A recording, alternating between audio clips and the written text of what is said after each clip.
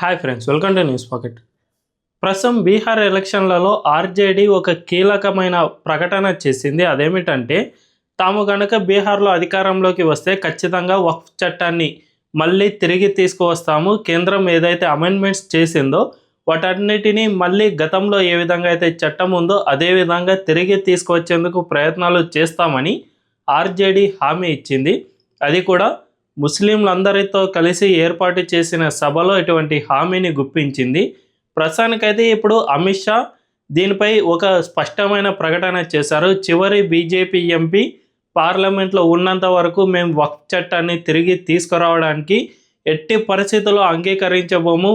చివరి BJP MP వరకు దీన్ని ఖచ్చితంగా అడ్డుకుంటారు అని అమిత్ షా ప్రకటించారు. అయితే ఇండి కూటమి లేదంటే విపక్షాలు ఈ విధంగా సపోర్ట్ చేయడం ఇదేమీ ఫస్ట్ టైం కాదు. గతంలో ఎన్నో చట్టాలను తిరిగి తీసుకువస్తామని ప్రకటన చేశాయి.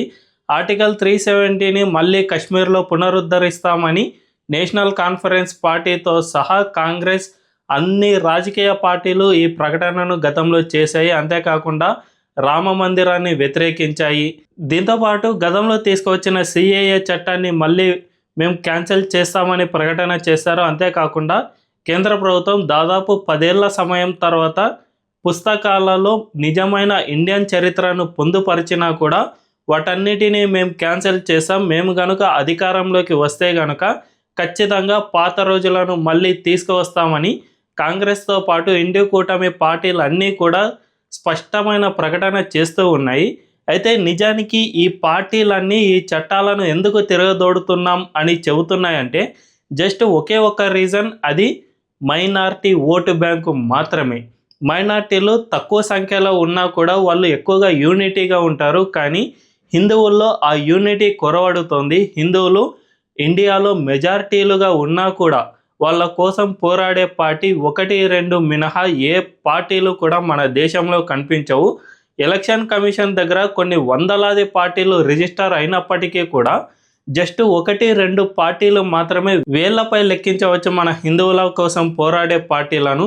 బీజేపీ, జనసేన ఇలాంటి పార్టీలు తప్ప ఇంక ఏ పార్టీ కూడా హిందువుల కోసం ఒక్కటంటే ఒక్క సపోర్ట్ కూడా చేయదు. జస్ట్ మైనారిటీ ఓటు బ్యాంకు కోసమే ఈ పార్టీలు తాపత్రయపడుతూ ఉంటాయి. నిజానికి దీనికి అంతటికీ ప్రధాన కారణం ఒక్కటే, హిందువుల్లో యూనిటీ లేకపోవడం. మన దేశంలో 1947 తర్వాత స్వతంత్రం ఎప్పుడైతే వచ్చిందో అప్పుడు ఫస్ట్ టైం నెహ్రూ ప్రధానిగా అయ్యారు. నెహ్రూ నేతృత్వంలో కాంగ్రెస్ పార్టీ పదే గెలుపొందుతూ వచ్చింది. అప్పట్లో పూర్తిగా రాజకీయ పార్టీల నిర్మాణం పూర్తిగా జరగలేదు కాబట్టి కాంగ్రెస్, కమ్యూనిస్టులు వీళ్ళు మాత్రమే బలంగా ఉండేవారు. అయితే నిజానికి మన దేశానికి తొలి ప్రధానిగా నేతాజీ సుభాష్ చంద్రబోస్ కానీ లేదంటే సర్దార్ వల్లభాయ్ పటేల్ కానీ తొలిసారి ప్రధానిగా అయి ఉంటే పరిస్థితి ఇప్పుడు ఈ విధంగా ఉండేది కాదు. మన దేశంలో పూర్తిగా రైట్ వింగ్ భావజాలం మాత్రమే ఉండేది. లెఫ్టిస్టులకు అసలు స్థానమే లేకుండా పోయేది. రైట్ వింగ్ పార్టీల్లోనే మంచి చెడు మాత్రమే ఎంపిక చేసుకునేందుకు అవకాశం ఉండేది. అదే కనుక జరిగి ఉంటే ఖచ్చితంగా ఇప్పుడు మన దేశం ఈ విధంగా ఉండేదే కాదు, ప్రపంచంలోనే అత్యంత ధనికమైన దేశంగా మన దేశం వెలుగొందుతూ ఉండేది. కానీ మన దురదృష్టవశాత్తు మన దేశానికి తొలి ప్రధానిగా నెహ్రూ అయినప్పటి నుంచి ఈ కాంగ్రెస్ పార్టీ పాలనలో పూర్తిగా మన సనాతన ధర్మ నాశనానికి ఈ పార్టీ పనిచేస్తూ వచ్చింది. ఒకానొక దశలో గతంలో ఏ విధంగా ఉండేదంటే జై శ్రీరామ్ అంటేనే వాళ్ళు పూర్తిగా కమ్యూనల్ అనే విధంగా ముద్ర పడిపోయేది. బొట్టు పెట్టుకోవడానికి కూడా నామోషిగా ఫీల్ అయ్యే పరిస్థితులు గతంలో ఉండేవి. అంతేకాకుండా టెంపుల్కు వెళ్ళాలన్నా కూడా కాస్త నామోషిగా ఫీల్ కావడం, ఇలాంటివి ఎన్నో జరిగేవి. ఎవరైనా కనుక హిందుత్వం అని ఎక్కువగా మాట్లాడితే ఖచ్చితంగా అతనిపై పూర్తిగా ఇక హిందుత్వవాది, మతోన్మాది ఇటువంటి ముద్రలు పడేవి. సో అటువంటి పరిస్థితులను కాంగ్రెస్ అండ్ కమ్యూనిస్టులు చాలా పకడ్బందీగా అమలు చేస్తూ వచ్చారు మన దేశంలో. దీనివల్లనే మన దేశంలో హిందూ యూనిటీ అనేది అసలు లేకుండా పోయింది. అంతేకాకుండా ఈ కాంగ్రెస్ పార్టీతో పాటు లెఫ్ట్ ఎకోసిస్టమ్ మొత్తం మన దేశంలో హిందువులను కులాల పరంగా విభజిస్తూ వచ్చింది. అగ్ర కులాలను తీసుకోవడం, అంటే కొంతమంది అగ్ర కులాల వైపు ఉండడం, మరికొంతమంది దళిత ఓటు బ్యాంకును బేస్ చేసుకోవడం, బీసీలను మరికొన్ని పార్టీలు ఓన్ చేసుకోవడం, ఈ విధంగా మన హిందువులను కులానికో పార్టీగా విచ్ఛిన్నం చేసి అదే సమయంలో మైనారిటీలో ఎన్నో కులాలు ఎన్నో వర్గాలు ఉన్నా కూడా వాళ్ళను మొత్తం ఒకే తాటిపైకి తీసుకురావడం వల్ల మైనారిటీలకే ఫేవర్గా ఈ పార్టీలన్నీ మారిపోయాయి. మనం ఒక్కసారి గతాన్ని పరిశీలిస్తే ప్రార్థనా స్థలాల చట్టం, వక్ఫ్ చట్టం, షాబానో కేసు, దీనిపై ఎన్నో విధంగా మైనారిటీలకు ఎన్నో అనుకూలమైన చట్టాలను తీసుకువచ్చిన ఘనత కాంగ్రెస్ పార్టీది. ఇదంతా కేవలం జస్ట్ ఓటు బ్యాంకు కోసం మాత్రమే ఇన్ని దారుణాలకు ఒడిగట్టింది. ఏకంగా 2013లో అయితే హిందువులను పూర్తిగా అణిచివేసేందుకు కమ్యూనల్ వైలెన్స్ బిల్లును సైతం తీసుకువచ్చింది. దీని ప్రకారం మనం ఒక్కసారి చూసుకుంటే ఎక్కడైనా జనరల్గా అల్లర్లు దేశంలో అక్కడక్కడ మత ఘర్షణలు లేదంటే అల్లర్లు జరుగుతూ ఉంటాయి కదా, ఈ అల్లర్లలో ఖచ్చితంగా మెజారిటీ వర్గాన్ని మాత్రమే బాధ్యులను చేస్తారు.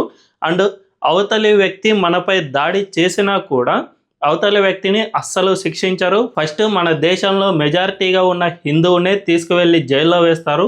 అతనిది తప్పు లేకపోయినా తనది తప్పు లేదు అని నిరూపించుకోవాల్సిన బాధ్యత ఆ హిందువు పైనే ఉంటుందే తప్ప ఎవరిది కాదు. కాబట్టి ఖచ్చితంగా అతని తప్పు లేకపోయినా జస్ట్ అతనిపై దాడి జరిగినా కూడా అతను ఖచ్చితంగా నేను నిర్దోషిని అని నిరూపించుకుని మాత్రమే బయటికి రావాల్సి ఉంటుంది. అంతేకాకుండా మనం జనరల్గా ఇండ్లలో ఏదైనా శుభకార్యాలు ఫంక్షన్లు ఉంటే చిన్నపాటి మ్యూజిక్ సిస్టము లేదంటే చిన్న డీజేనో ఇటువంటివి పెట్టుకుంటాం కదా, ఇటువంటి డీజేలకు కూడా మన వీధిలో ఉన్న మైనారిటీల దగ్గర ఉండి నో అబ్జెక్షన్ సర్టిఫికేట్ తీసుకువస్తే తప్ప మనం ఆ విధంగా డీజేలను పెట్టుకోలేని పరిస్థితిని ఈ కమ్యూనల్ వైలెన్స్ బిల్లులో కల్పించారు. ఒకవేళ ఇది కనుక మన దేశంలో చట్ట రూపం దాల్చి ఉంటే ఖచ్చితంగా ఇప్పుడు హిందువులు ఇంత పెద్ద ఎత్తున యూనిటీతో ఉండేవాళ్ళే కాదు, పూర్తిగా దిగువ స్థాయి వర్గంగా వీళ్ళు భావించే పరిస్థితి ఏర్పడేది. నిజానికి ఇప్పటికీ దేశంలో 10 ఏళ్లకు పైగా బీజేపీ అధికారంలో ఉన్నా కూడా ఈ ఇండి కూటమి పార్టీలు ఇప్పటికీ మన హిందువులకు వ్యతిరేకంగా మాట్లాడుతూనే ఉన్నాయి. రీసెంట్గానే రాహుల్ గాంధీ మన హిందువులు ఎక్కువగా జరుపుకునే పండుగ అయిన ఛట్ పూజను ఒక డ్రామాగా అభివర్ణించారు. రీసెంట్గా దీపావళి జరిగింది కదా, ఈ దీపావళిపై పత్రికలు ఇబ్బడి ముబ్బడిగా వ్యతిరేక ప్రచారం చేశాయి. అండ్ ఢిల్లీలో బాణాసంచా పేల్చితే పాకిస్తాన్లో కాలుష్యం వచ్చింది అనే విధంగా ఇండియా టుడే లాంటి పత్రికలు విషాన్ని చిమ్మాయి. ఇదే కాదు, ఎప్పుడు మన హిందువుల పండుగలు వచ్చినా కూడా వినాయక చవితి, దీపావళి ఇటువంటి పెద్ద పండుగలు ప్రతి ఒక్కదానిపై నెగిటివ్ ప్రచారం ఖచ్చితంగా చేస్తూ ఉంటారు. ఇందులో కాంగ్రెస్ సోషల్ మీడియాతో పాటు ఇండి కూటమి పార్టీల సోషల్ మీడియా మొత్తం కూడా ఇన్వాల్వ్ అవుతుంది. అంతేకాకుండా రాహుల్ గాంధీ లాంటి వాళ్ళు కూడా మన పండుగలను ఇన్సల్ట్ చేస్తూనే ఉంటారు. అంతెందుకు 2007లో మన హిందువుల ఆరాధ్య దైవమైన శ్రీరాముడు అసలు ఉనికే లేదు అని ఏకంగా సుప్రీంకోర్టులో అఫిడవిట్ సైతం దాఖలు చేశారంటే వీళ్ళు ఎంత భయానకంగా పరిపాలించారో మనందరికీ అర్థమవుతుంది. నిజానికి మన దేశానికి తొలి ప్రధానిగా పటేల్ లేదంటే నేతాజీ గనుక తొలిసారి ప్రధానమంత్రులు అయి ఉంటే ఖచ్చితంగా మన దేశంలో ఇటువంటి పరిస్థితులు ఉండేవే కాదు. మన దేశం పూర్తిగా హిందూ మెజారిటీ దేశంగా ఉండేది. అంతేకాకుండా మన హిందువులు యావత్ ప్రపంచానికి మార్గనిర్దేశకులుగా ఉండేవాళ్ళు. కానీ మన దురదృష్టవశాత్తు గాంధీ నెహ్రూకు బాగా సపోర్ట్ చేయడం వల్ల మాత్రమే నెహ్రూ ప్రధానమంత్రి అయ్యారు. అప్పుడే లెఫ్ట్ ఎకోసిస్టమ్ చాలా బలంగా పునాదులు వేసుకుంది అని విశ్లేషకులు చెబుతూ ఉన్నారు. సో అప్పుడు జరిగిన తప్పిదం ఇప్పటికీ కొనసాగుతూనే ఉంది. బీజేపీ 10 ఏళ్లకు పైగా అధికారంలో ఉన్నా కూడా ఈ పార్టీలు హిందువులకు వ్యతిరేకంగా మాట్లాడుతూనే ఉన్నాయి. దీనంతటికీ కారణం ఒక్కటే, హిందువుల్లో యూనిటీ లేకపోవడం.